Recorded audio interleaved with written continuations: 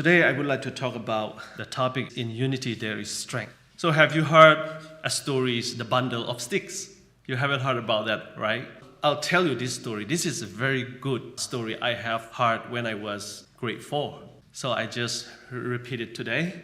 And a certain father had a family of sons and who were forever quarreling among themselves. And no words he could say the least good. So he cast about in his mind for some very striking example that should make them see that discord, lack of harmony, would lead them to misfortune. So one day when the quarreling had been much more violent than usual, and each of the sons was moping in surely manner, he asked one of them to bring him a bundle of sticks. Then handing the bundle to each of his sons in turn, he told them to try to break it. But although each one tried his best, none was able to do so. So the father then united the bundle and gave the sticks to his son to break one by one. This they did very easily. So the lesson the father gave to his son is, do you not see how certain is it that if you agree with each other and help each other, it will be impossible for your enemies to injure you. But if you are divided among yourselves, you will be no stronger than a single stick in that bundle. So what we learn is in unity is strength. So it is very true that sometimes what we think is not really serious, but what we think very serious is not very serious, right? I'll tell you what is happening in a newly couple. The wife wants to press the toothpaste from the bottom. From the bottom. But the husband, never do it. He just press it from the neck, just below the neck. And so it went about 4 to 5 months then. After that, it went very serious. And so they were like about to break up. The father-in-laws and mother-in-laws came to visit to the family. And what really is the problem? Okay, can you tell us? Then the wife said, my husband never listened to me. Okay, what is that? So I just always ask him to press the toothpaste from the bottom. But he never listened. And the husband said, it is possible to press the toothpaste from the neck. No problem, I can still brush my teeth. What is the problem? So, it went a couple of minutes then. The father-in-law and the mother-in-law had nothing to do because it is just about the toothpaste. How can they become a better family? How can they negotiate with each other? This is not I can decide actually. You don't have also any ideas to make a decision. This case is very important and very serious for this couple. But from the perspective of the family, the father-in-law and the mother-in-law, it is nothing, right? For me, it's nothing. Probably if I am the one who will solve this problem, probably I will give my wife one toothpaste and I will use my own toothpaste. That's my decision would be.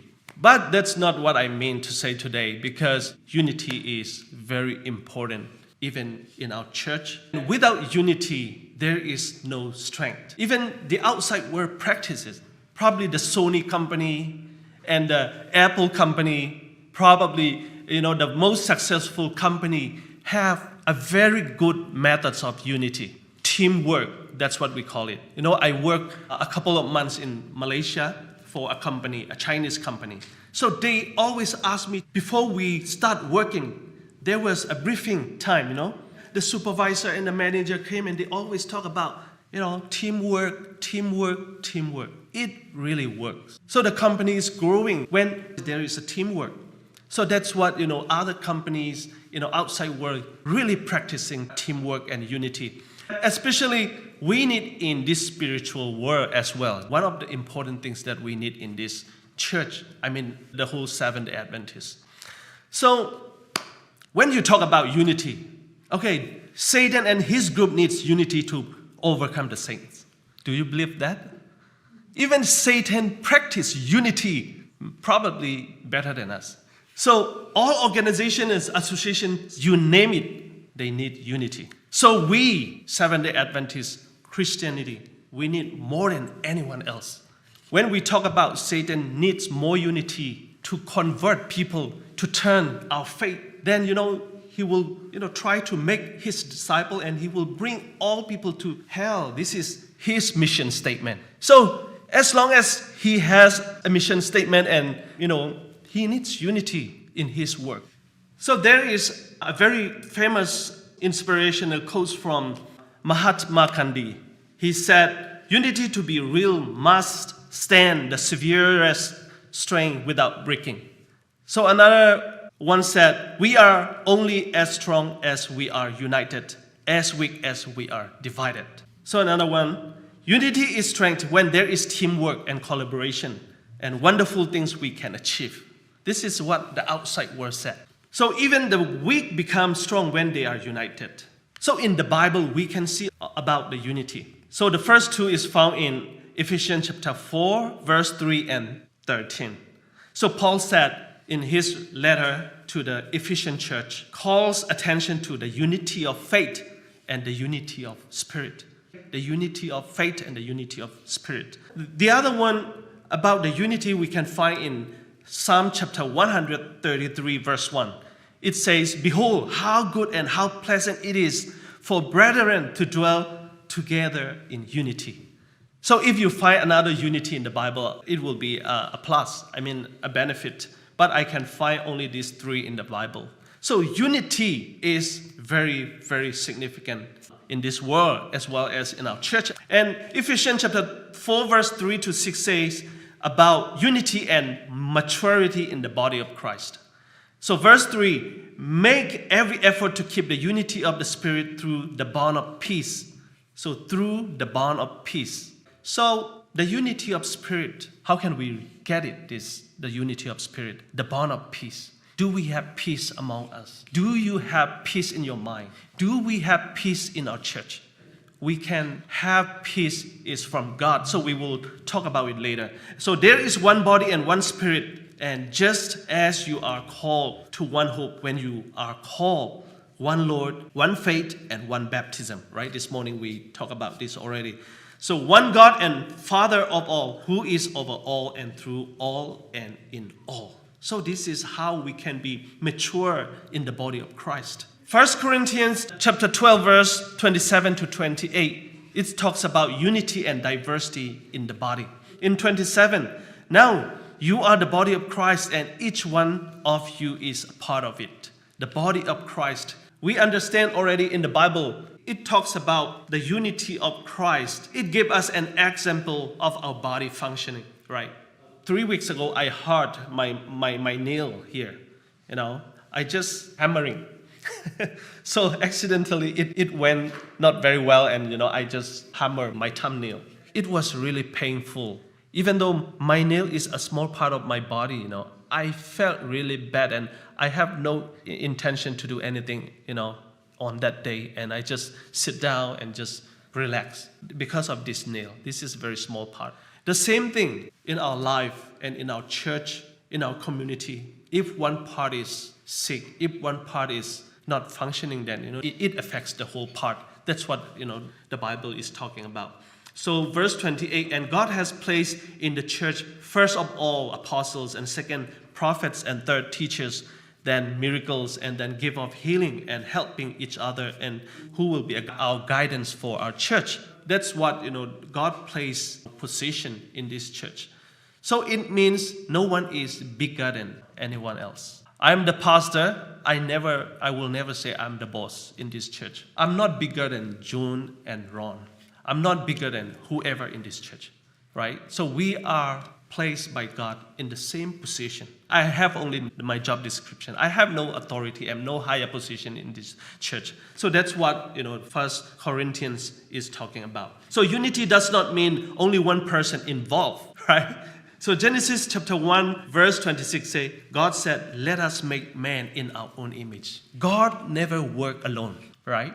Even when he created the heaven, the earth, he said, "Let us make man in our own image." And they had a cooperation and collaboration to make this world perfect. So let's think about how Jesus did his ministry. In Matthew chapter 4, verse 18 to 22, Jesus calls his first disciples, and the second times he called disciples to work with him. Jesus is the most powerful person in the world, the heaven and the earth, in the universe. But he still needs people to work with him. Amen? He still needs people to work with him. He never worked alone. It is very interesting that Jesus did not work alone. So we don't say, I'm united, right? Who say I'm united? This is the word we have to say. We are united. We are united. It means if we don't work as a church, we can use the word unity. So we have to work as a church in unity. The Lord of Lords, Jesus Christ, needed people who would work with him. So since Jesus is the Son of God, actually he could finish all the work by himself. He doesn't need us. Do you think he needs us? No. But he values us. And he makes us beautiful. And he respects us. He gives us space to work together with him. Right? The way we work in this church is probably it is very, we think this is very, how to say, the right format or whatever we name it. But from the perspective of God, it would be something, right? But we think it very serious, in the church. The way we have to go is like this, like this, like this. But think it very carefully, from the perspective of God, we are just, very, very, dirty people, Our praises and our prayer would be, how much, we think ourselves sometimes, very perfect, and we can pray and we can go to church every weekend. God must think us, better than other people who are just sitting around there and, smoking and drinking. That's what we think sometimes. But in the perspective of God, we are not better than outside the people who are sitting and smoking and drinking and just falling. That's why God wants us to be humble and to see people as, how much God loves us. That's the beginning of the unity. So we can create this unity in our church as well. So since Jesus is the Son of God, he could finish the ministry by himself. But the heaven needs you to finish sharing the gospel today. So the heaven needs us. It means God values us and God respects us. Our ability, our PhDs, probably our master, probably we can be proud of, what we can do in our church. But think it very carefully. Just think it from the perspective of God. How can he see us, right? So do you think we are good enough to work with God? Do you think we are good enough to work with God? I don't think so. So Psalm chapter 133 verse 1, it says, how good and pleasant it is when God's people live together in unity. So from the perspective of God, when we are in unity, it is good and pleasant. Amen? But if we are not unity, separate each other, how much you work hard in this church, if there is no unity, then there will be not a pleasant day on this Sabbath day. There will be no good day on the Sabbath day. There will be no happy Sabbath on the Sabbath day. So as we can work in a unity with peace, from the perspective of God, it is pleasant and it is good because we live in unity.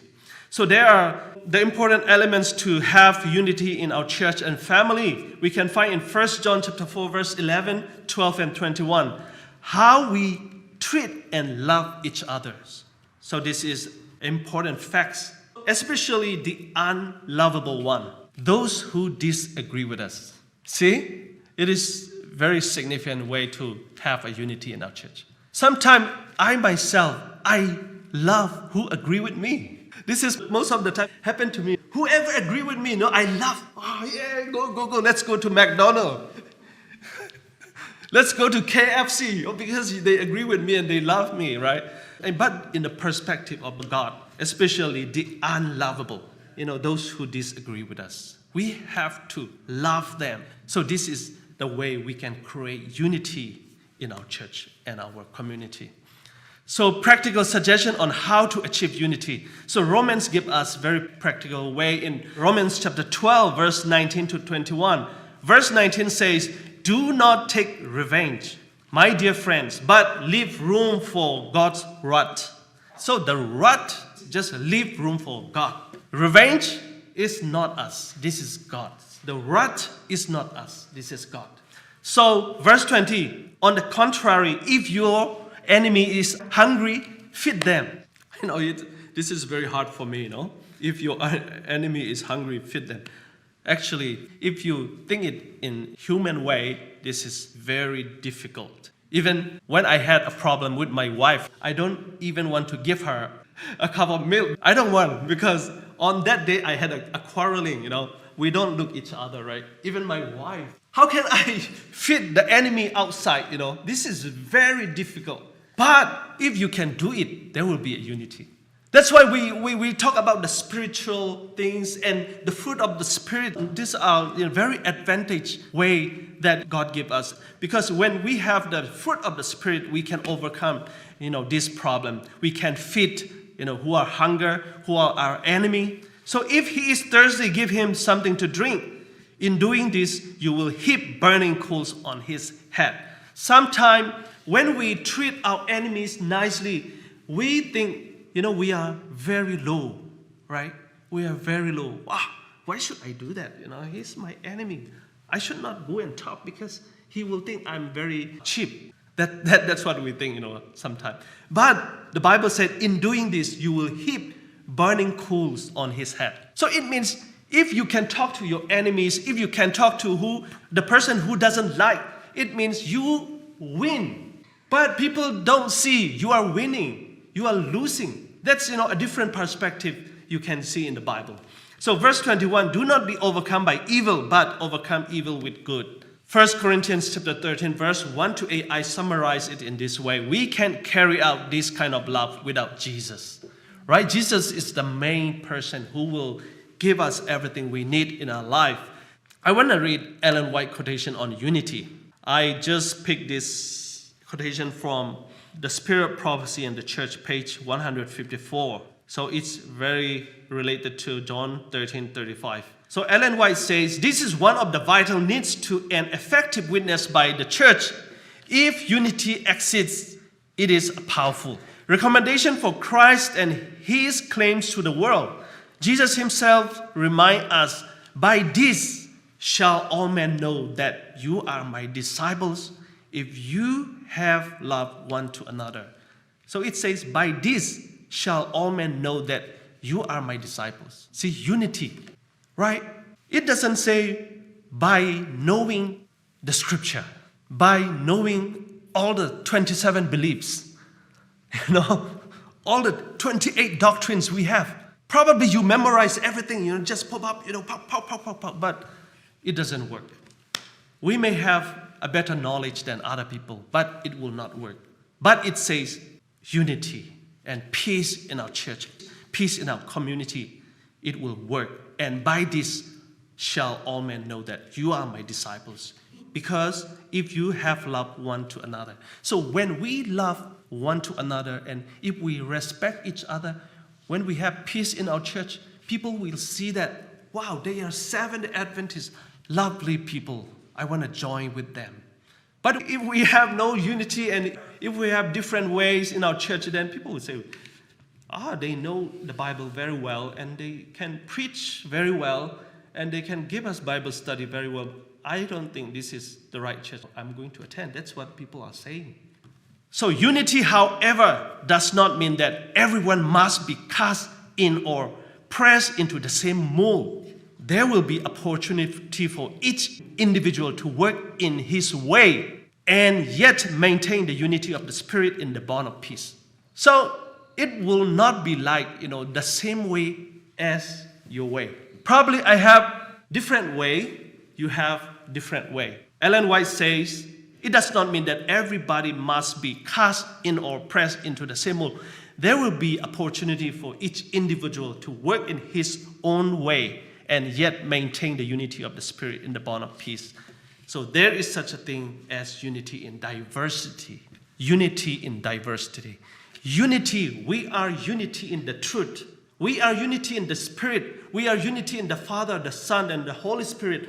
But diversity it doesn't mean the way we work, right? The way we approach people, right? The way we work in this church, it doesn't mean unity.